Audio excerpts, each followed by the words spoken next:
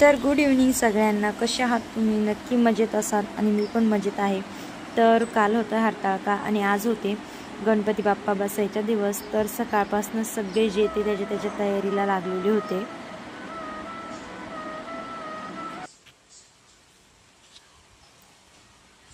आणि इथे सकाळपासून साहेब त्यांची लाईटिंग वगैरे व्यवस्थित नीट करून रिपेअर करत होते. आणि ताई पण मस्त तिची इच्छा होती की बाप्पांसाठी मी छान फ्लॉवर बनवल डेकोरेशनसाठी. मग ती ते करत होती आणि खूप छान फ्लॉवर बनवले तिने 2 कलरचे. आणि मग मी ते डेकोरेशनला ॲड करून दिले. आणि खरंच तिने जे बनवले होते ते बघा तुम्हाला दाखवते मी, किती छान दिसत होते. हे सगळे फ्लॉवर ताईने एकटीने बनवलेले आणि तिची इच्छा होती की मी बनवावं. आणि माझी सगळी तयारी झाली होती सायंकाळपर्यंत बरं का.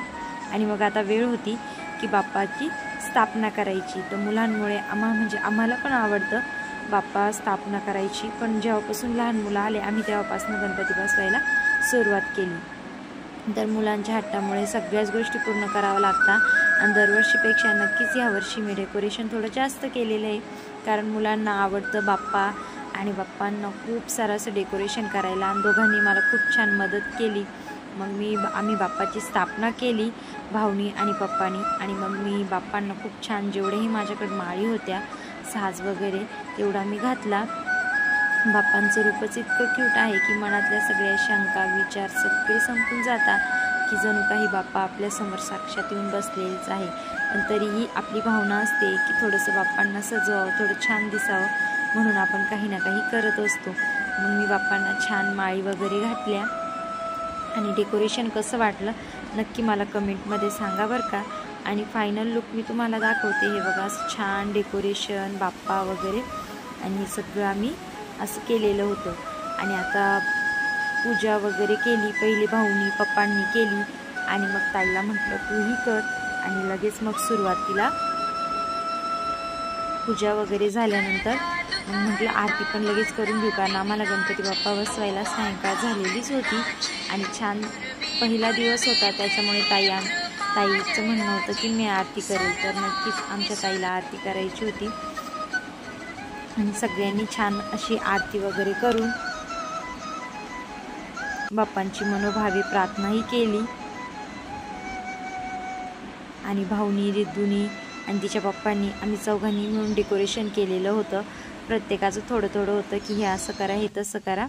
तर ताईचं थोडंसं आरती हे होत होती म्हणून मी तिला म्हटलं ताई सरळ धर आणि व्यवस्थित करते ती नेहमीप्रमाणे. तिलाही आवडतं करायला. आणि मग रोज ह्या दोघांची भांडणं होता याच्यावरनं की आज मी बाप्पाची आरती करेल आज मी.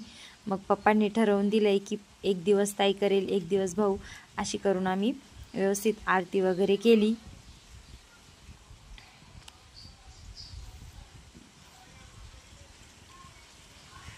आणि भाऊ पण मस्त अशी घंटी वाजवत होता.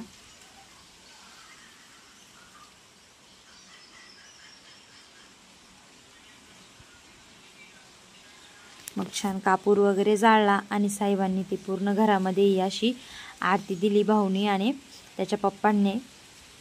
आणि मीही मग गणपती बाप्पांची लगेच पूजा वगैरे केली.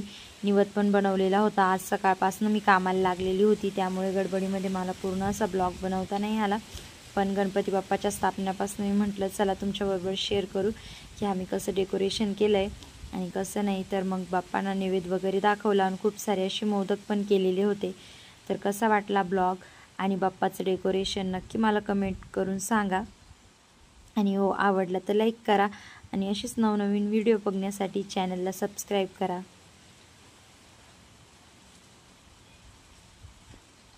आणि सगळ्या घरामध्ये अशी आरती देऊन सगळ्यांनी आरती घेतली, पाया वगैरे पडल्या.